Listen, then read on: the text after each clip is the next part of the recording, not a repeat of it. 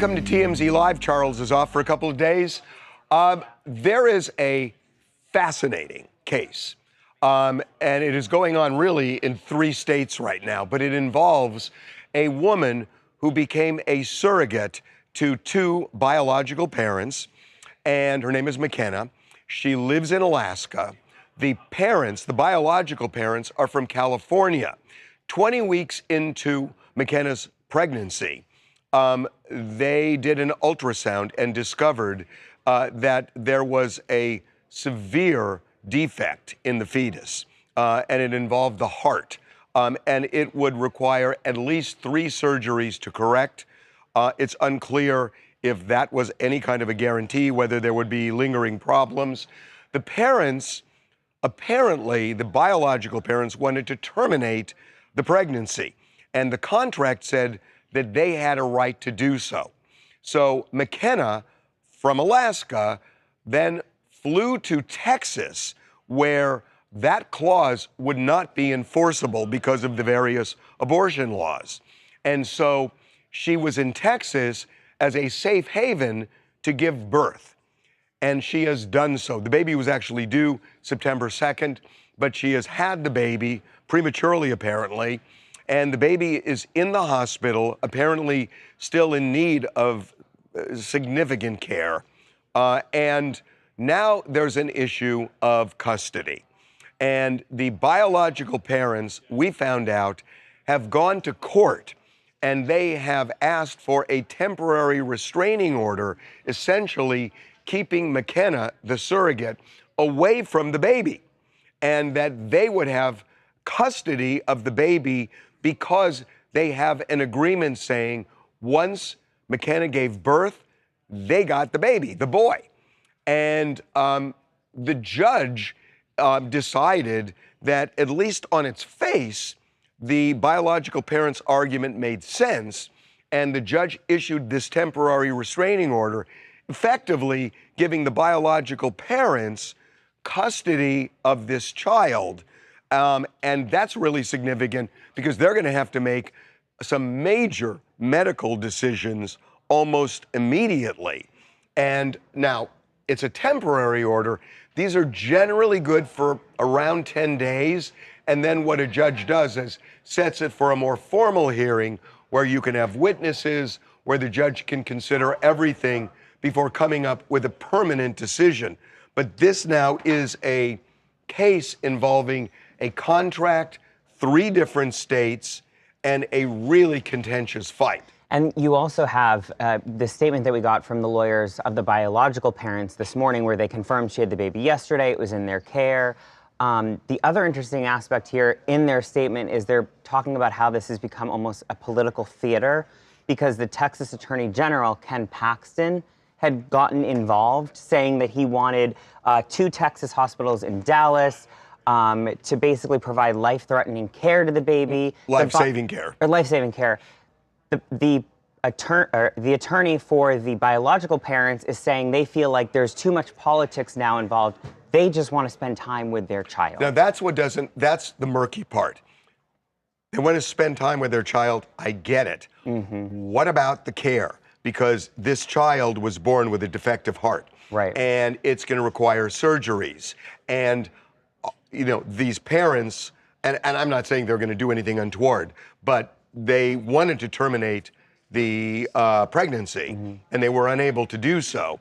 So now the issue is they're in control of medical decisions for the child, and it would seem that what the Attorney General of Texas is saying is, we want to make sure that they're not taking their foot off the gas when it comes to medical decisions, and if they are, we're going to step in to protect the child. I mean, that's what it feels like. And that's what's interesting about McKenna going to Texas to have the baby, because in Texas, according to law, even with the surrogacy agreement, whoever the surrogate is the guardian and has the custody. But because the parents are from California, the surrogate's from Alaska, the agreement was made in California, it gets a little confusing. And I think that's why the biological parents were quick to get that restraining order.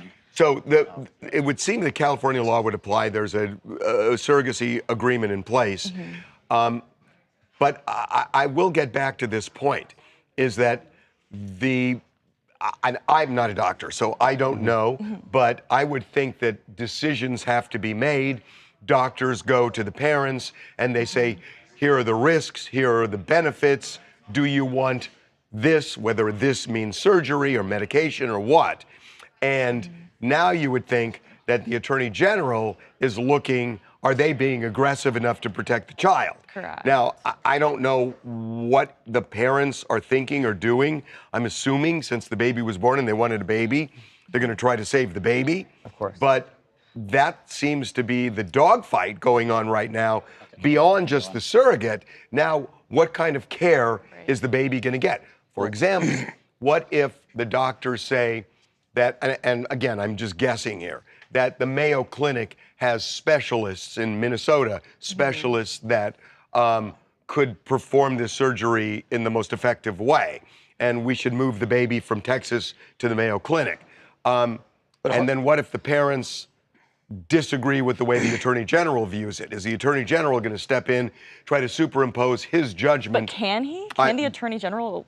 This is such an unusual case. I was going to say, I mean, we don't cover these every day, but like the thought that these people just want to have a baby and there's now a restraining order involved and the baby came early and it's got medical needs that needs to be taken care of. I have never seen anything like this. Well, very Harvey, dramatic. our chat right now is kind of debating between themselves about if the parents never wanted the baby initially, shouldn't the surrogate mother be able to make these medical decisions since it is so timely and life-threatening to the baby? See, I don't think you can fairly say that because the parents wanted to terminate the pregnancy, that they're not going to care for the baby once the baby is born. Right. I don't think the two necessarily connect, and that I think it's a pretty harsh judgment that the parents were, you could argue the parents were being compassionate, when they saw the ultrasound, but now that the baby's born, it's not that they're going to, I think it's kind of harsh to And put it was that a on the legal parents. agreement. Like, that's the surrogacy agreement, is if the parents decide, hey, we want you to terminate the child, the surrogate then has to. She's required to terminate the child. So But not if she goes to Texas. Well, of course. Because in Texas, they're not going to enforce that provision. And that's exactly what she did. So she's had the baby. Everything is now reset. Now the question, what do the parents want to do? Assuming the parents get custody, Right. What do they do? What if they say, we want to move the baby back to California, and Ken Paxton, the Attorney General, says, no, we want the baby to stay in Texas because they wanted the baby aborted and we don't trust the parents. That would be wild. I mean, Our chat was also wondering, since there is this they said that if in the contract, wouldn't there be something to state that if you go to a different state, that there is something to figure out in the legal agreement between the parenting? well, whatever they say, if they have a provision that Texas law would not recognize, Even if it was then included in the initial contract? the agreement's going to fail, because that's exactly what happened, that she moved to Texas and therefore she had the child. But again, now the issue is, A, is the surrogacy agreement going to be honored, giving the biological parents custody of the child? B, does the Attorney General have any legal standing to say, we have a dog in this fight, and that we want to make sure that the child is handled a certain way medically? Or is that the province of the parents? C, what if the parents want to move the child outside of Texas, say back to California? D, what if the doctors recommend something that, is risky, and the parents see it one way and Ken Paxton sees it another way? So this is not over. And there are some novel issues here. But the real point here is that you've got a child that needs medical care, and this can't be something that drags on in a court of law while nothing happens with the child, because the child needs care. And that care can't wait for the legal system to run its course with a complicated legal, and I would argue political case. For sure. And so now I have never seen anything quite like this. Jay from Houston, Texas. And historically, thinking of medical cases that do end up having a lot of political undertone to it, they do get messy, they do get sticky, they do get murky. I think this is just a downside to the baby ultimately because now the whole world, America has, a say so in who should raise this baby, where this baby should go. It's gotten too political too fast. And like you said, we can't wait until the court system handles it to figure out how this baby is going to be taken care of because this is something that needs to happen sooner than later. Yeah, that's for sure. It does. It has to happen now. I mean, there are medical issues that cannot wait for judges and hearings and trials. Coming up. More news in the Nolan Wells case. So Ben Crump talked about the possibility of the United States Justice Department getting involved in the case to have a civil rights investigation, but there are some complications. Be right back. More news in the Nolan Wells case. So Ben Crump and the family of Nolan Wells appeared at the National Association of Black Journalists today and held a news conference. And Ben Crump made it clear that he does not have faith in officials in Mississippi to get to the bottom of the cause of Nolan Wells' death. You know, he died on the 4th of July. They found his body washed up on shore, and the family has not ruled out foul play. So Ben Crump talked about the possibility of the United States Justice Department getting involved in the case to have a civil rights investigation. And that has been done many times in the past where the feds actually move in a state case. But there are some complications. Ben Crump talked about it, and then Al Sharpton, who was also there, weighed in. These cases building up in a climate of an administration in Washington that we cannot feel will objectively investigate. There was a time that we could say if state authorities fail us, we can go to the Justice Department. Even under George Bush, we went to the Justice Department. It's interesting because Ben Crump is talking about a civil rights case. And by the way, just to give you an example, in the Rodney King case, where the 4 police officers were acquitted in Simi Valley in a state case, they were then tried federally for a civil rights violation for the same thing, and 2 of them were convicted. Right. So this happens. It happens with some regularity. It happens, right? But what Al Sharpton is saying is, you have Kash Patel, you have Todd Blanche, and he's saying we don't trust them. We don't trust them. So do you want the civil rights investigation by the feds, or don't you? Would be the question. Obviously, I think they do want a full-scale investigation from federal authorities, but they want to have oversight or at least eyes on that investigation so that they believe that they can conclude it matches the standards they want for it. I don't see that happening. Neither do I. I don't see... And I don't see that that's not an administration thing. The feds are never going to give oversight away to private individuals with an agenda. That's right. And when we say an agenda, I mean, look, the family lost their son, but it's not even that. They just don't do it. Yeah. The one thing that they do want is they want Nolan's phone analyzed where they can watch it being analyzed, because they don't trust Mississippi authorities to fairly look at the phone and decide, has anything been deleted? Has anything been altered? What are the text messages that were sent? And that phone seems to be a real bone of contention. This one I here. get entirely. I understand why they'd want to keep their eyes on this. So apparently the family still has the phone. They have not turned it over to Family authorities has the phone, yet, apparently. and they don't want to turn it over unless they get assurances that they can have oversight and see exactly what's happening forensically with it. I think that's what's happening, and I get that from the parents' perspective. They don't believe that this has really been handled that well. I do too. Whether you agree with them or not, they just want to be able to see it and make sure that it's being handled well, and that what comes back is, nope, nothing to see here, when they think there is something to see. And I think they have a stronger hand here, because they can go to the authorities and say, look, we're not going to turn the phone over unless you give us that oversight, and if you don't, we'll have it analyzed ourselves. Right. And we'll put it on videotape so everybody can see it. Now, what I don't understand is, couldn't the authorities in Mississippi get a subpoena to force the family to turn the phone over? In about 2 seconds. It's inherent to a potential murder investigation. So Well, they haven't. A death investigation, right. Why hasn't that happened? I don't know the answer to that. I was surprised to learn that the family was holding on to this and that they had conditions upon the turning it over to authorities, because that seems to me the authorities should have had that a long time ago. Frankly, this young man's been dead for over a month, and I would have thought they would have gotten that phone, seized it, locked it down, already forensically analyzed it to see what's happening. I don't understand that element at all. Drexen, New York City. I kind of understand that element. I can understand why a family wouldn't be as trusting of the Mississippi state system to handle the case, and why they may not be as trusting of I agree with you. What I don't, I agree with you on that. I get why they'd be distrusting. What I don't understand is why hasn't Mississippi just gone and gotten a subpoena and said, okay, if you don't want to do it the easy way, we'll do it the hard way. We have a subpoena. Give us the phone.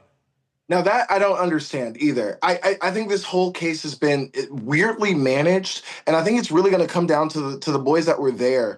And if Nolan is as much of a friend and a brother as they keep saying that they are, I would be doing everything I could as a friend to help solve this case. You know, and the fact that this feels to be oddly handled both by the Mississippi government and also by these boys, it's suspicious to me. Yeah, I mean, I'll tell you, this is one where people are viewing this in various ways. We are live streaming TMZ Live as we do every day. And somebody in the live stream just said, I never thought I would see the day when Selena Gomez was sued for fraud. But that is exactly what has happened. Selena, her mom, and an entrepreneur who had a company that dealt with mental wellness. They solicited investors, and they got two companies to invest $1 million or so in this new company. It's called Wondermind, I believe. Yes. And that the idea was Selena would be actively involved, would front the company by doing PR, and Selena has been involved in the health and wellness community for a long, long time, talked about her own struggles, and the investors thought this is a good gamble. Turned out not to be a good gamble. The Cut did a story a few years after they launched, the company launched, and said that Wondermind was a mess, and eventually folded. And now these companies that invested are suing, saying we've been had by Selena and her mom. Yes, you guys both tricked us into investing over $1 million into the company. They claim they didn't know anything about this until the Cut article came out, and they learned Selena's mom, Mandy, allegedly had substance abuse disorder issues. Which the mom denies. Mom denies that. There's also just a lot of mismanagement going on. They claim they were lied to about deals that the company had. Selena's involvement. Selena did go on a press blitz for a couple months, but then after that, she kind of didn't have much involvement in it. Right. But yeah, I mean, these are some pretty serious allegations. I actually agree with the chat that if you would have put a list together and said, who's going to get sued for fraud this week? I would not put her on that list. Our chat still vehemently denies that they ever think Selena could do this. They think it's definitely just the mom's influence or the mom just doing it by herself and dragging Selena in. Blame it on the mom. Dennis Bonicelli, Boca Raton, Florida. Many investors love to use a recognizable celebrity face to help jumpstart their company, and when plans fall through, they like to blame said celebrity. But in the case of Selena Gomez, I don't really understand what the investors were really expecting for her to be part of day-to-day operations, knowing she has a music career, a beauty line. She's filming projects like Only Murders in the Building, so I think that's I'm sorry. I got to challenge you on this. There have been, over the last, 8 or 9 years, with Bitcoin, with other things, there have been celebrities who have been sued for enticing people into buying products, or in this case, into investing. And the courts have been receptive to the argument, because you can't just say, well, I'm a celebrity and I'm busy, therefore, what do you expect me to do? If there's an overture that they're going to do something, and I don't know if there was here or not, but if there's an overture, they have to follow through or they can get sued. Coming up. Pitchfork gave you a 0 out of 10, which hasn't happened in 19 years. I don't really know what pitchfork is. All I know is the devil uses a pitchfork. That's all I know. Be right back. TMZ's got every freaking thing. Big celebs, big stories, big events. Donnell Rawlings took TMZ DC on a city tour. You know what the irony of this is? A black man takes a white person to the White House. It's TMZ. So one of the most interesting album releases in a long time is an album by Starface, AKA Tyga, who we've known for many, many years. This album has gotten a lot of attention, and it's gotten attention because it employs AI to a degree that has pissed off a lot of people in the music industry and really has created a divide, because a lot of people, and I'm going to just declare going in, myself included, believe that you cannot stop AI. It's just not going to stop. And the idea of saying we're not going to use AI is ridiculous. But there are other people who say it's not ridiculous and think that it is a betrayal of artistry in music. So we're going to get into it right now with Starface, who is joining us. Welcome to TMZ Live. Thanks for having me. We appreciate it. So what do you think of all this? Look, we should just say, going into this, that Pitchfork gave you a 0 out of 10, which hasn't happened in 19 years. And it's pretty clear they're doing it because of AI. So what do you think of all of this? Listen, I don't really know what pitchfork is. All I know is the devil uses a pitchfork. That's all I know. Okay. What do you think of the AI controversy generally? Because there are some people saying you shouldn't do it. Well, the context is, unfortunately for Gen Z, they can't read. So nobody reads, you know what I mean? And what I said was, I used AI assisted things in the production. I said, all the vocals are me. I wrote all the songs. When it comes to the 80 cents and some of the guitar solos, yes, I used AI for that. But I didn't make a full AI album. It's not what I did. I was in the studio 3 months working on this. But it's just, it's at the end of the day, it's like I'm just I'm a small piece of the puzzle in this bigger conversation, and it's really not my fight. You know what I mean? It's just, I'm just telling people, because I like to be honest with the listeners of, kind of like how I used it. But I didn't, I indeed wrote the songs and that those are my vocals. You know what I'm saying? We use some AI sounds in the production, but we still created everything. I got to say, look, I would like to argue with you, but I really can't. Because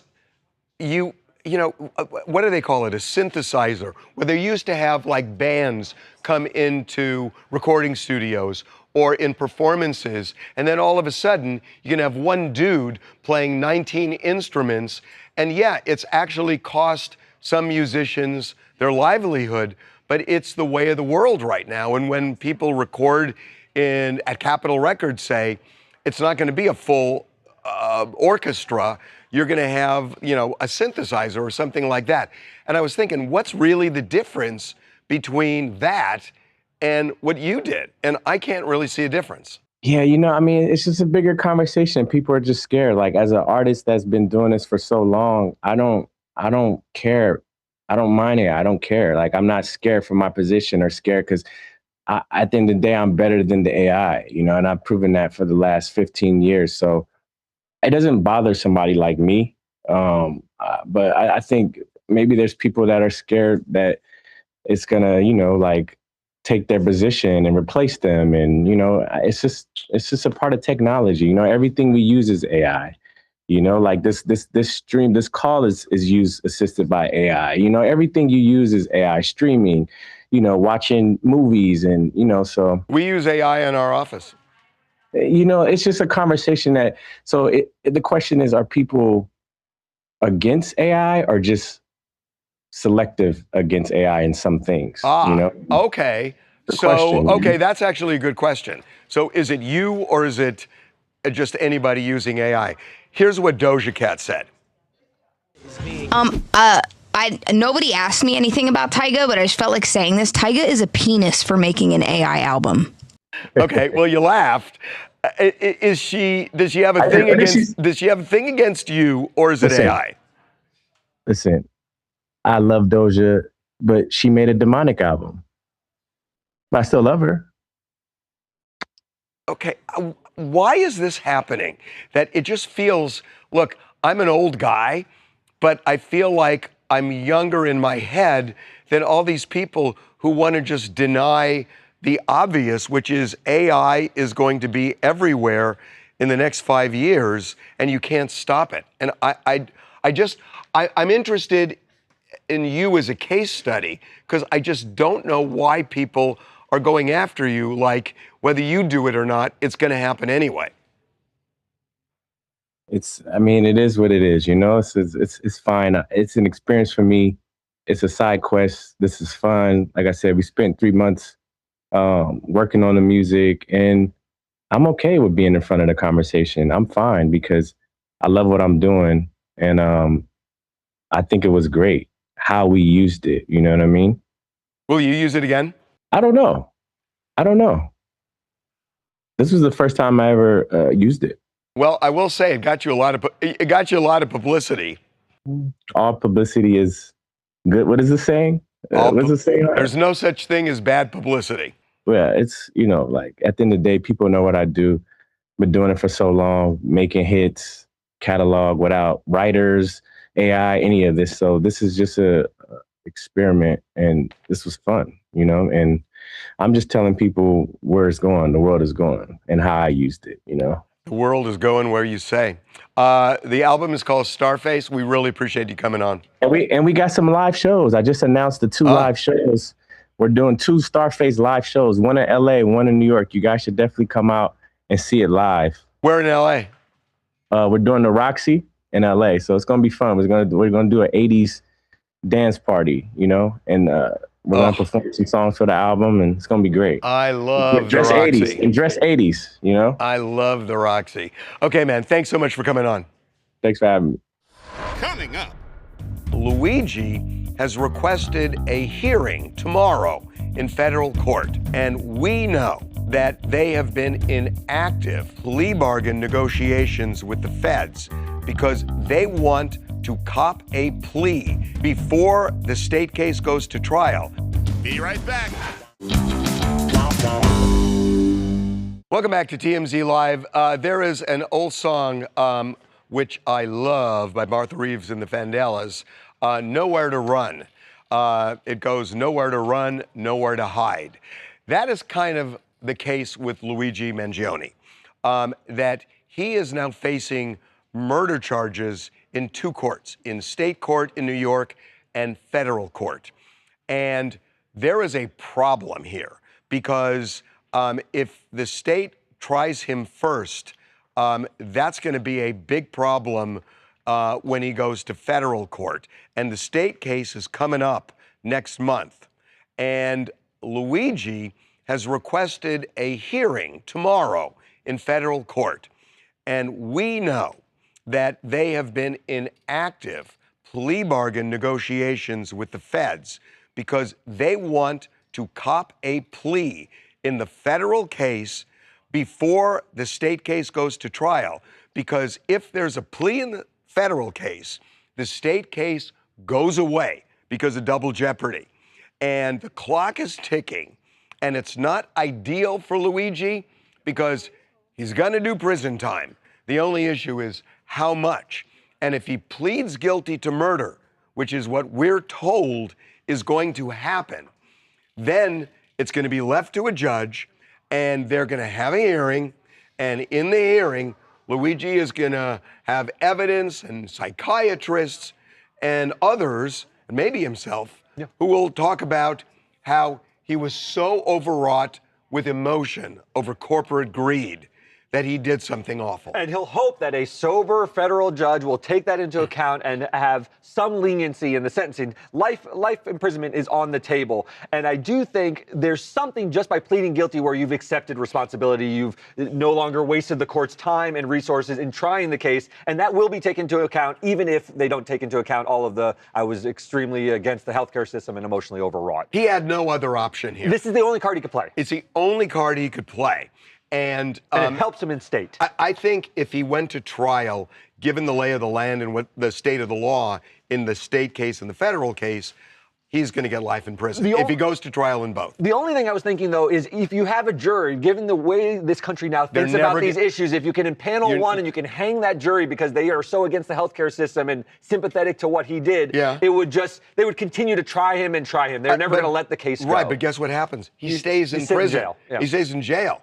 So what is he gaining here? Not much. No, he's gaining nothing if it keeps hung jury. At least here, they're taking a chance on a resolution. They're hoping for a judge who can look at this and say, it's abhorrent what you did. I mean, this is the best case.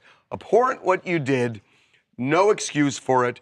You murdered somebody, and you acknowledge you murdered somebody, and for that, we're going to give you 30 years in prison. What a win that would be for Luigi Mangione. Would be massive. A huge win. Hi, guys. I'm Claire Eisel from Los Angeles. And yes, I have some thoughts on the Luigi Mangione situation. I think this is 100% tactical legal chess. By taking a plea on stalking, this legal team is trying to, I think, trigger New York's double jeopardy laws and shut down the state's murder trial jury selection before it even starts next month. It seems like a pretty high-stakes gamble to avoid the death penalty and control the narrative to me. It'll be really interesting to see what happens. If what you're suggesting, and I've seen this out there, that he'll plead to stalking and they drop the murder charge, that's not going to happen. I do not see, look, I may be wrong, but there is no way the feds are dropping the murder charge here. There is just, I don't see, because they've got him dead to rights. So why would they drop the murder charge? I just don't see it.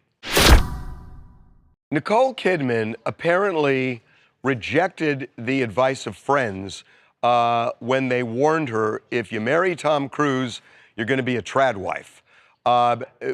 Nicole actually talked about her marriage to Tom Cruise, which she's never done before. She talked to British Vogue, and she was talking about why she married him in the first place. Here's what she said. She said, I remember people saying to me, okay, well, this is really going to affect your career. I'm like, I don't care. I'm in love.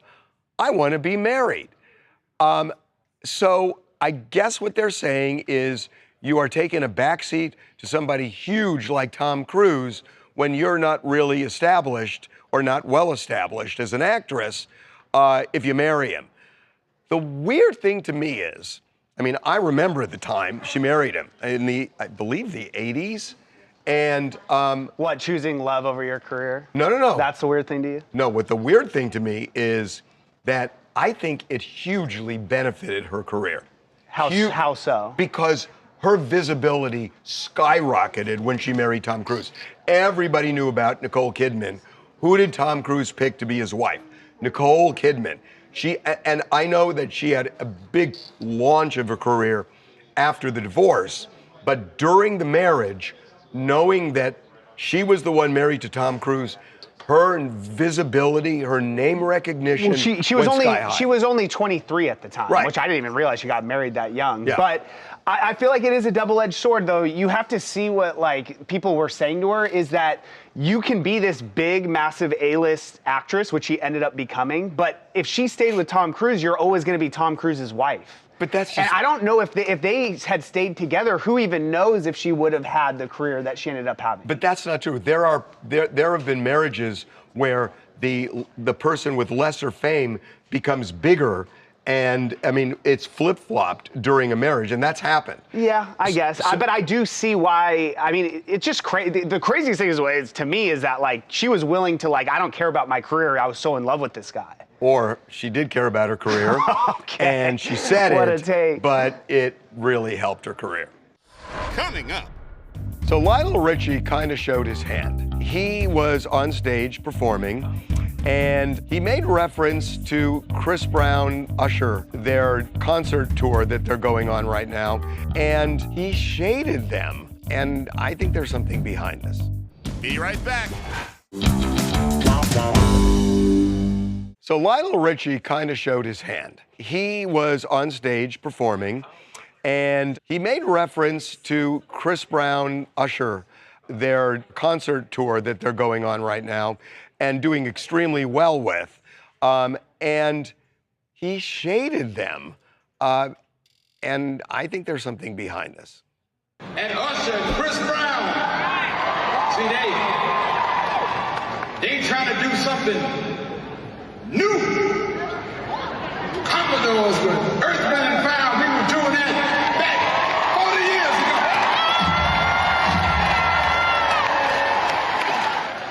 The only difference is between then and now, we didn't go to jail. Okay, so that's shade. We didn't go to jail. So he's talking about Earth, Wind, and Fire and the Commodores going on tour. That's true. So what Chris Brown decided to do was talk about old man Richie. He said, "Damn, Unc, we love you, Papa." I mean, that's a pretty good response. That's pretty restrained for Chris Brown, honestly. But still, because I'm sure Chris Brown probably it's on the respects nose. Lionel Richie. You have to, as an artist. So is Lionel Richie, I'm trying to think, why would he say that? Is it because he thought it was funny? Because it kind of gets in his craw that people are saying this is such a unique concert with Chris Brown and Usher, and he's thinking about the Commodores and Earth, Wind, and Fire? I'm trying to figure out. It's all those things. Maybe a little bit of, Lionel Richie's still a very competitive person, and he's got these, younger than him artists. They've both been around for a while now, but, they come out and they're doing their thing, and like, we're at this big R&B tour, and he's like, I did that 40 years ago. Okay, I get it. But he's got to be self-aware enough to know that it just makes him seem so old. No, I'm serious. To say, well, because I get it. Yeah. Well, everybody in that crowd gets it too. Lionel Richie, because he's older, is not thinking this is going to go viral and everyone's going to see it. He's thinking the people who paid to come here and see me are not Chris Brown fans. They will laugh at this. I don't know that it's mutually exclusive. I do not know that it's mutually exclusive. Well, the crowd kind of gasped. I don't know if they were... I mean, they didn't laugh, they gasped. He realized right away, like, I'm going to walk this back and dial it down a bit. It's amazing Chris Brown didn't sing Old Man River. Coming up. So there is a high school teacher in Texas, and he was lamenting the illiteracy of the people graduating. I have seniors who simply cannot read. Be right back. So there is a guy named Darius Williams who is a high school teacher in Texas, and he was lamenting the illiteracy of the people graduating from his high school, and it literally brought him to tears. I literally broke down in the middle of class. These kids are leaving high school and going to college, and they couldn't fill in 4 words. This is only day 2. And I have seniors who simply cannot read and seniors who cannot write. They cannot write. They can reason. They have the ability to defend their reasoning if it's talking to their homeboy, but applying that to a written text, 2 paragraphs, and they couldn't do it. Our young black men, our young brown men, our young black girls, and our young brown girls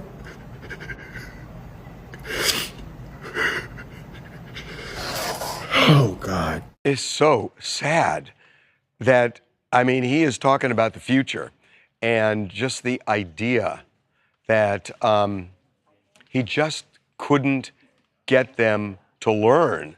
And I don't know that this is limited to any one group. I mean, there's a big issue about graduating students who just don't have the basic skills.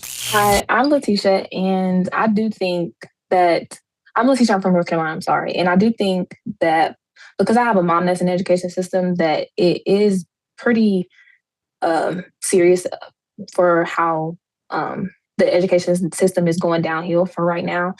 So I do understand his tears.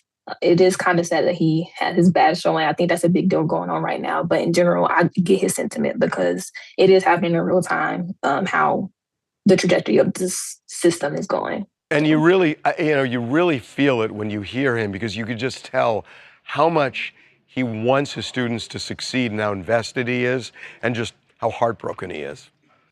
Coming up. I love Brooks Nader. I love her because aside from her being beautiful and all the other stuff, she's just filled with ambition. And she makes her own luck. And I kind of love that. And she's made it clear that Taron Egerton, if it existed, is over and out. Be right back. Okay, I will fully disclose, I love Brooks Nader. I love her because aside from her being beautiful and all the other stuff, she's just filled with ambition. And she makes her own luck. And I kind of love that. So she is in Capri with a dude named Jack Lunston, who is a Wilhelmina model. And they are clearly together, at least for the day. And she's made it clear that Taron Egerton, if it existed, is over and out. If that was anything to begin with. And she was just all over this guy. Also, some slips with her dress, so to speak, as they're sitting there eating. And everything she does is intentional. And she knows what she's doing. When you look at the two of them, go to the website, go to TMZ.com, and look at all the pictures. But it's so obvious that they're playing to the camera. And there are some people who play to the camera where it's painful. But with her, it is hilarious. So that's my take on Brooks Nader. See you tomorrow.